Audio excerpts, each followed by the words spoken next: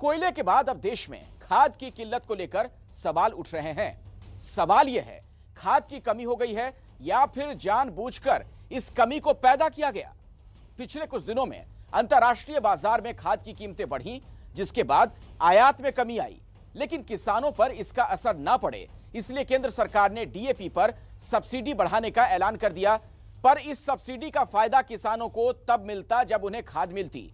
इस वक्त कई राज्यों में खाद का ऐसा संकट खड़ा हो गया कि किसान अगली फसल नहीं लगा पा रहे और खाद के लिए वो अपने पूरे परिवार के साथ लाइन में लगे हैं, फिर भी खाद नहीं मिल पा रही। खाद के इस संकट का सच जानने के लिए एबीपी न्यूज ने अलग अलग राज्यों में पड़ताल की। हमारी ये रिपोर्ट देखिए और देश के किसान को कतार में लगाने वालों के खिलाफ 8422840000 पर घंटी बजाइए। 15 दिन से फिर रहे हैं डीएपी खाद के लिए। 4 बार आ गया, 4 बार से एक कट्टा भी नहीं मिला। कोई व्यवस्था नहीं, कोई पूछने वाला नहीं है। टाइम पास कर रहे हैं तो टाइम पास। वर्तमान में चाहे डीएपी हो चाहे यूरिया हो, उसकी कोई भी कमी नहीं है। किसानों को पागल बना रही है सरकार। कर्मचारी बैठे हैं, ये घूस ले लेके खाद भेजती है, रात में वितरण करती है।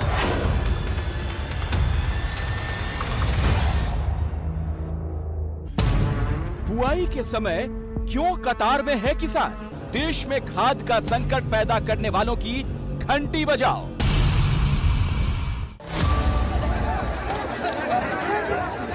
तो एक तरफ है खुद को किसान पुत्र कहने वाले मध्य प्रदेश के मुख्यमंत्री शिवराज सिंह चौहान और दूसरी तरफ हैं वो किसान जो खेत में पसीना बहाते हैं और कभी मौसम तो कभी खाद के संकट की मार खाते हैं। लेकिन इन दोनों किसानों में फर्क कितना है वो इन तस्वीरों से ही साफ है। सीएम साहब पन्ना जिले में एक पौधा लगाने पहुंचे तो पूरा सरकारी अमला खाद पानी लेकर खड़ा हो गया, लेकिन जिन किसानों को पूरी फसल तैयार करनी है वो खाद के लिए मारे मारे फिर रहे हैं। फर्क ये भी है कि जिन्हें फसल लगानी है उनका घर उसी फसल से चलेगा और जो सिर्फ एक पौधा लगाकर फोटो खिंचवा रहे हैं उनके लिए तो ये भी उनकी सियासत का खेल है। ये भाजपा की विजय के लिए लगा रहे हैं। जी बिल्कुल। इस तरह पन्ना में किसान पुत्र शिवराज सिंह चौहान के वृक्षारोपण कार्यक्रम में तालियां बजी। वहीं मुरैना में किसानों की पीठ पर पुलिस की लाठियां बजी।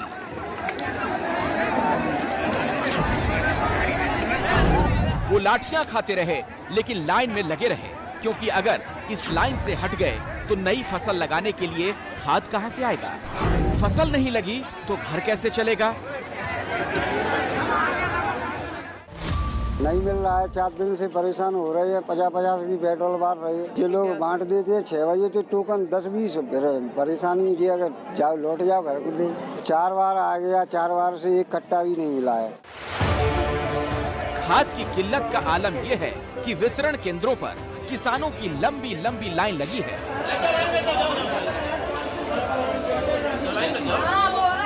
किसान घंटों खड़े रहते हैं पर नंबर नहीं आता। नंबर आता है तो भी खाद मिलने की गारंटी नहीं। गलत बात है, बहुत कम टोकन मिल रहे हैं। जनता आ रही है और लौट के जा रही है। हम भी 3-4 दिन से लौट के गए थे, भूखे प्यासे आते थे सुबह। हालत ये है कि किसान अपने पूरे परिवार के साथ खाद वितरण केंद्रों में पहुंच गए हैं। महिलाएं भी लाइन में लगी हैं कि किसी तरह से उन्हें खाद मिल जाए। 11 बजने वाले हैं, हम लोग धूप में ना कुछ खाए हैं, पानी तक नहीं पिए। हम लोगों के पास कोई नहीं है कि एक पाउच पानी दे दे यहाँ पर। खाद पाने की मजबूरी किसानों पर इस कदर हावी है कि कई जगहों पर खाद आते ही वो बोरियां लूटकर भागने लगे।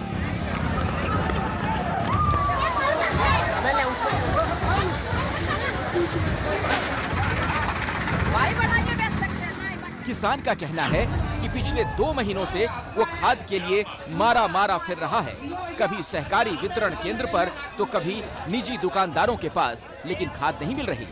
प्रशासन कह रहा है कि खाद की कोई कमी नहीं। वर्तमान में चाहे डीएपी हो चाहे यूरिया हो, उसकी कोई भी कमी नहीं है। वर्तमान में अगर हम देखा जाए तो मुरैना अकेले में 1353 मीट्रिक टन डीएपी है और लगातार रैक आती जा रही है। हर रोज 2-2, 3-3 रैक आ रही है। इसके अलावा भी आगे भी रैक प्लान्ड है, तो वर्तमान में कोई भी कमी नहीं है। सवाल है, अगर खाद का पर्याप्त स्टॉक है तो फिर किसानों को खाद मिल क्यों नहीं रही? क्या वजह है कि प्रदेश के हर जिले में खाद के लिए लंबी लंबी कतारें लग रही हैं? रीवा की कृषि उपज मंडी का हाल देखिए, जहां खाद ना मिलने से नाराज किसान मंडी दफ्तर के अंदर घुस गए।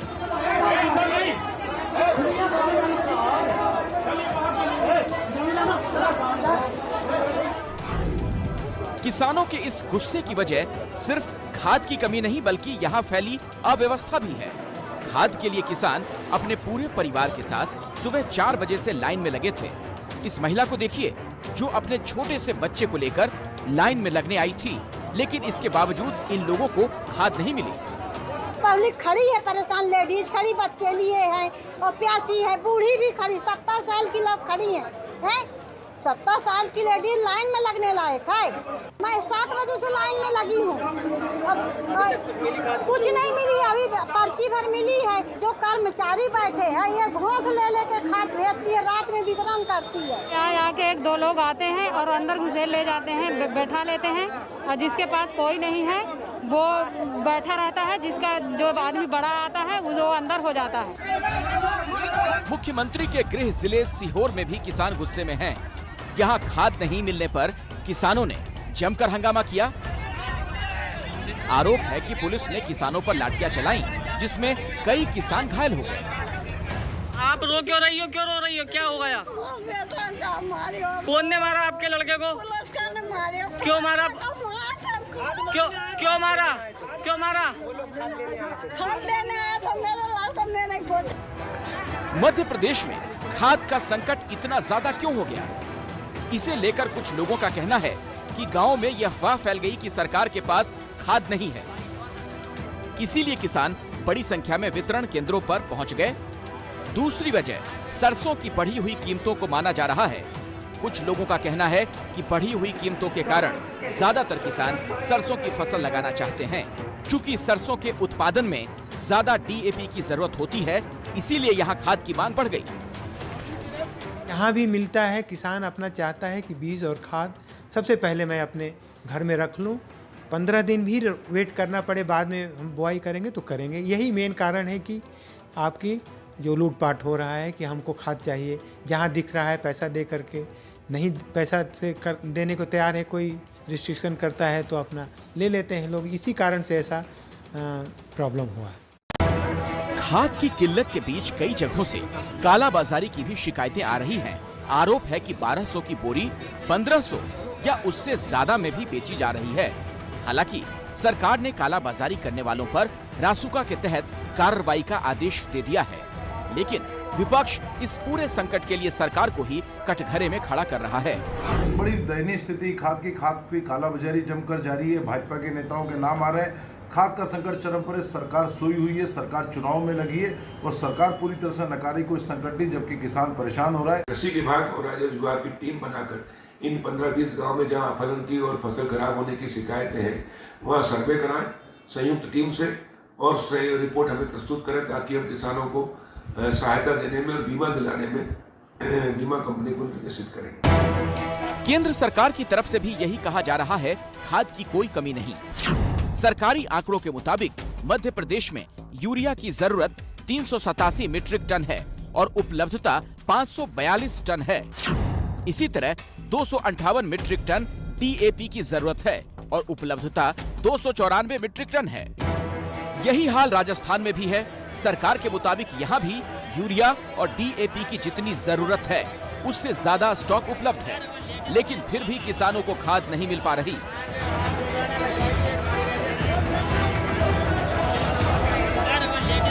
बारां जिले में घंटों की मशक्कत के बाद किसानों को सिर्फ 2 कट्टा खाद मिल पाती है। सर 2 लाइनें लगवाई थी, एक लाइन में कहा दे रहे हैं, एक में नहीं दे रहे। सवेरे 8 बजे से खड़े हैं, इन्होंने लगवाई थी 2 लाइन। राज्य सरकार इस खाद संकट के लिए केंद्र को जिम्मेदार ठहरा रही है, तो केंद्र सरकार राज्य सरकारों को कटघरे में खड़ा कर रही है। राज्य सरकार की कमजोरी का विषय केंद्र सरकार के द्वारा किसान सम्मान निधि योजना शुरू की गई है।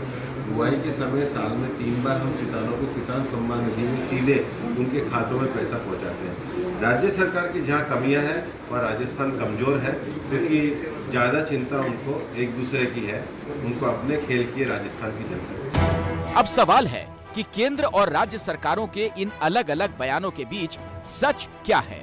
अगर ये मामला सिर्फ राजनीति का होता तो किसी एक राज्य में ही खाद की कमी होती।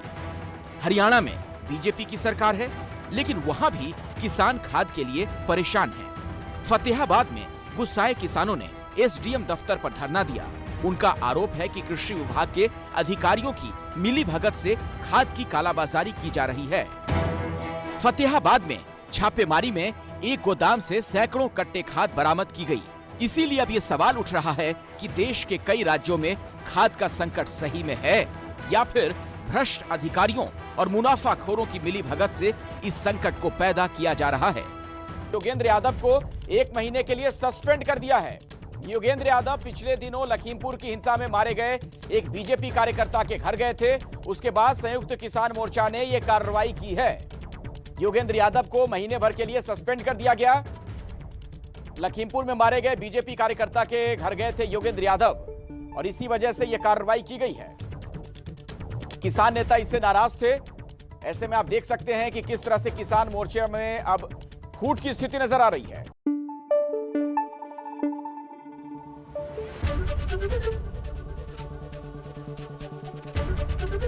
एबीपी न्यूज आपको रखे आगे।